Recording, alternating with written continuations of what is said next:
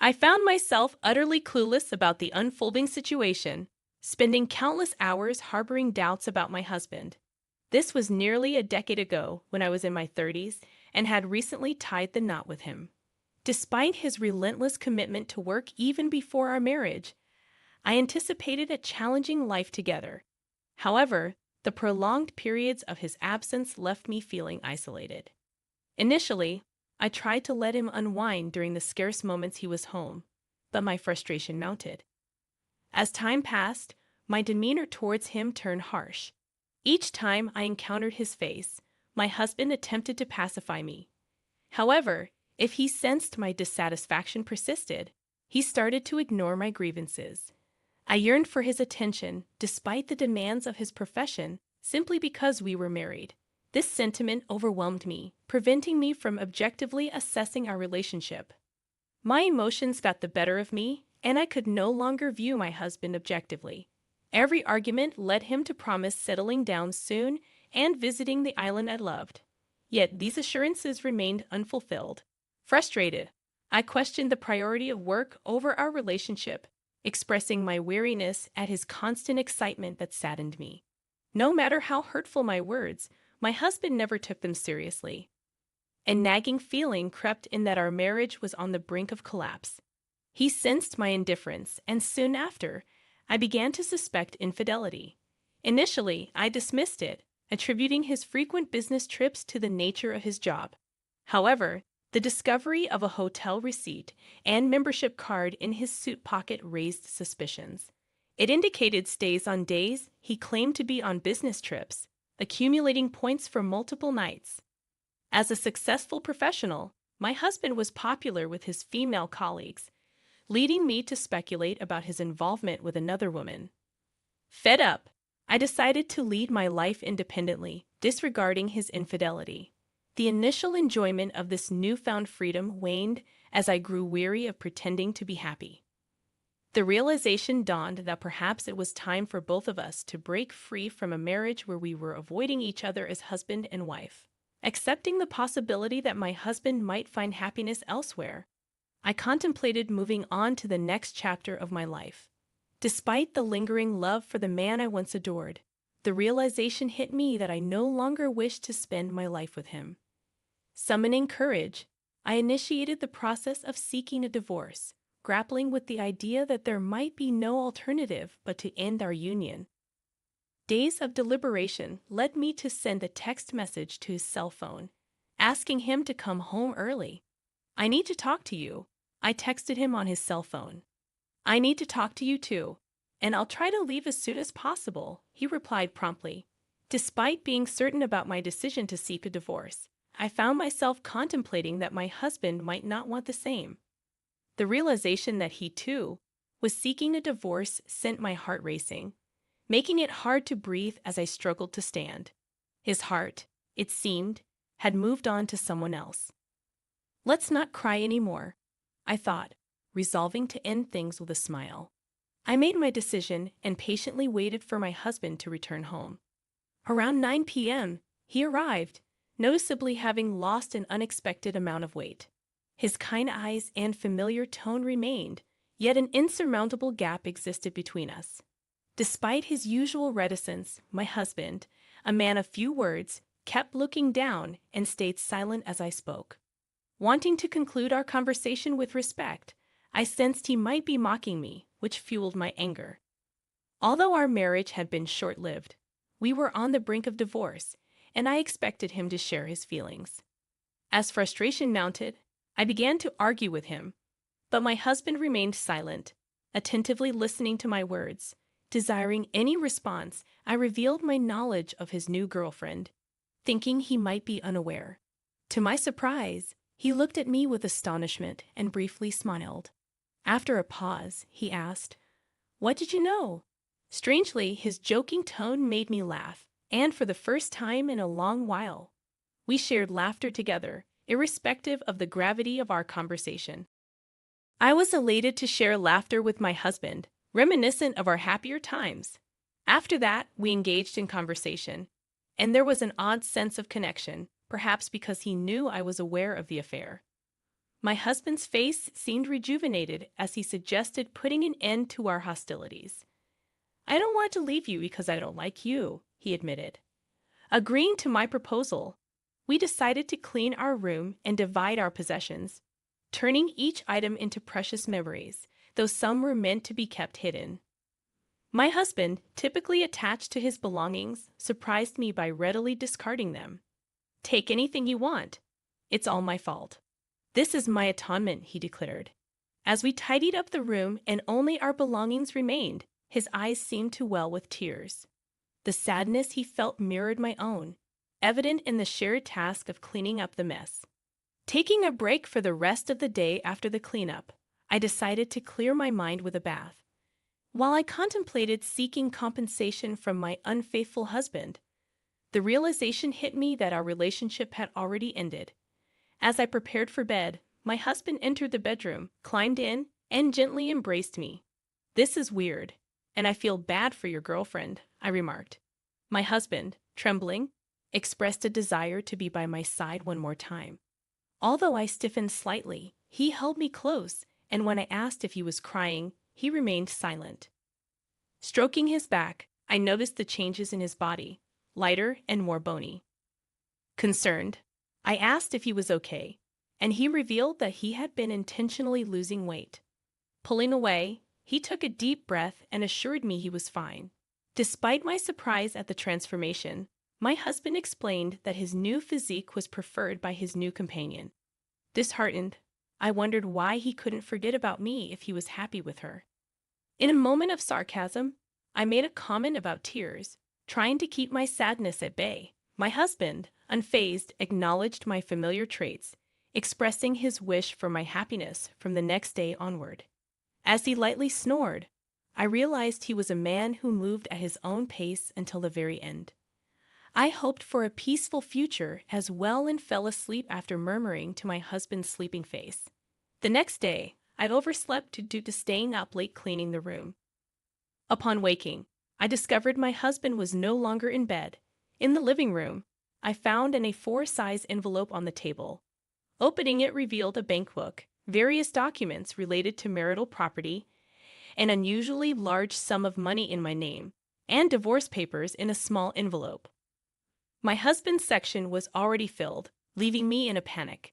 Attempting to contact him, I discovered his phone was disconnected, seemingly canceled.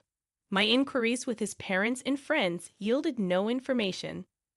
Contacting his company, I learned he had resigned a few months before, a surprising revelation for a workaholic. I grew suspicious of people and struggled to find a way to contact my husband.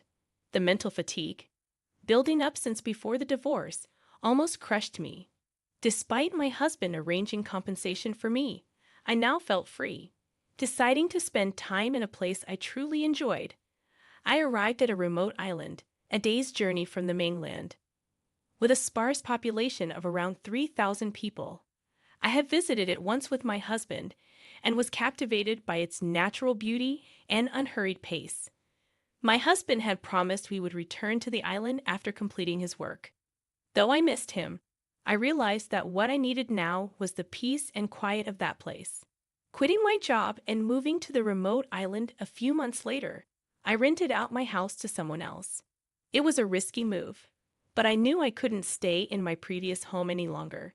As for how my husband paid off the mortgage, that remained uncertain. Knowing that my husband had worked hard to create the memories in our house, I found it challenging to continue living there alone. Despite the strangeness of some things, I couldn't seek answers from him anymore. Wanting to honor his efforts, I decided not to let go completely. Choosing to spend time on his quiet island, I started adjusting to island life and got to know my neighbors. Though I had enough assets to live without working, I discovered that idleness was more depressing. As a sort of helper, I began assisting elderly neighbors with their concerns. Initially treated as an outsider, I felt relieved as I gradually became accepted as one of the islanders.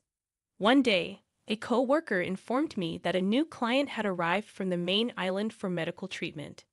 Facing a serious illness, he had chosen this island as his final residence due to the lack of available treatment elsewhere. Concerned about his condition and aware of the challenges of moving to an island without medical facilities, I was hesitant about taking charge. However, when he asked for a visit and I was the only one available, I nervously went to his house. Arriving at a small house on a hill with an ocean view, I questioned if it was the best place for someone in his condition. Running the doorbell, a faint voice invited me in.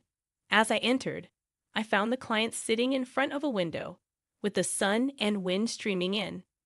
Squinting to see his face, I greeted him, only to be rendered speechless. To my astonishment, my ex-husband sat before me. Both of us were taken aback, just standing there and staring.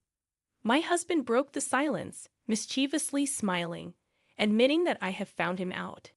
Confused by his unexpected presence and the conflicting information, I was unable to speak properly. My husband took my hand, forcing me to sit beside him. As we sat there in silence, a voice at the door interrupted our thoughts. Wiping my tears, I'd opened the door to an elderly man who seemed surprised by my tear-stained face. He bowed, entered, and sat next to my husband. Softly inquiring about his well-being, he spoke in a gentle voice. My husband assured the elderly man that everything was normal, and they began chatting. Realizing that the elderly man was likely the island's only doctor, I recalled colleagues mentioning the absence of inpatient facilities and how the clinic nurse and doctor were crucial lifelines for the island. It became apparent that my husband had come to the island to spend his final days here. Despite his decision, I listened attentively to their conversation. After the brief conversation with my husband's doctor, who left after about 10 minutes of casual discussion, I couldn't resist running after him. Startled by my flustered appearance, he seemed to understand when I explained our relationship. Anxious about my husband's condition and future treatment, I questioned the doctor, but he insisted he couldn't disclose anything without my husband's consent. With a heavy heart, the doctor shared that my husband wouldn't be able to walk by himself soon and suggested that it would be a shame for him to spend his final days alone, urging me to be there for him. Stunned by this revelation, I returned to the house where my husband was waiting, seemingly anticipating my inquiries. Greeting me with a smile, my husband acknowledged that he couldn't live without me, so I requested to spend the night. My husband's house, now reduced to a few pieces of luggage and a couple of futons, became the backdrop for the first night we slept together since discussing divorce. Under the covers, we shared the story of how we had arrived at this unexpected juncture. Eager to inquire about his illness, I decided it wasn't the right time for painful discussions. Instead, we reminisced about our past, partly influenced by my feelings about his past relationship. Wondering if he hadn't brought his girlfriend to the island before I requested to stay, my husband simply laughed, covering up the unspoken sadness. Mindful of his feelings, I refrained from probing further. The next day, I informed my employer of the situation and decided to take some time off. Determined to spend what time my husband had left with him, I took him around the island in a wheelchair, revisiting places I remembered and exploring new ones. It was satisfying just being together, and I wished we had been open with each other during our marriage. Despite the challenges, my feelings for him grew stronger even after our divorce, and I resolved to stay by his side like a friend. As his disease progressed, my husband's physical strength deteriorated to the point where daily tasks became difficult. The doctor visited every day, offering the only relief that my husband was no longer in pain. Witnessing the toll the disease took on him, I nursed him tirelessly, never leaving his side. Gradually, my husband stopped waking up, and I continued to sit by his side, reading his favorite books and describing the sights and sounds around us. Despite his limited responsiveness, I cherished every moment, and my love for him intensified my sadness. Eventually, the day arrived when he stopped waking up altogether. I held his hand, telling him about beautiful sunsets and the world outside, even though he couldn't respond. When his hand grew cold and his breathing became unnatural, panic set in, and I called the doctor. The doctor arrived promptly, confirming that my husband's blood pressure had dropped significantly. He suggested letting him go in peace and assured me that my husband wanted me to stay with him. Despite the sorrow, The doctor stayed true to his word, being there if anything happened. As my husband took his last breath and passed away quietly, I couldn't stop crying. Yet, I found solace in being there for him until the end. The following days were a blur as I dealt with the practicalities and mourned after the burial. Returning home after organizing my husband's belongings, I noticed a pile of letters, accumulating like a mountain. Intrigued, I discovered my husband's nostalgic handwriting on each one.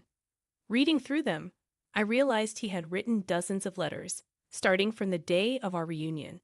His letters became shorter and messier as the days passed, revealing the progression of his illness. Among them, one letter revealed the truth about our divorce. His illness had started during our marriage, and he had planned to divorce me, not wanting me to spend my life caring for him. My husband's words were painful, and I felt hurt by the way he had orchestrated everything. Apologizing sincerely, tears flowed uncontrollably. Suddenly, there was a knock on the front door. Wiping my tears, I opened it to find the doctor standing there. He handed me a sealed envelope, identical to the ones I had just read. My husband had asked him to post a few days' worth of letters before falling into a coma, entrusting them to the doctor. This was the last letter. Thanking the doctor, I read my husband's final note alone. It was a thin but clear message. "Thank you, I love you. Despite the pain," I said aloud, "I love you too." In that moment, I thought I saw my husband's portrait smile a little. Decades after my husband's death, I am officially recognized as an island resident, building a grave next to where his house used to stand. I have chosen to stay on the island. Every day, I gaze out the window, just like my husband used to do. One day, I intend to join him there, finding peace and happiness surrounded by the memories we created together.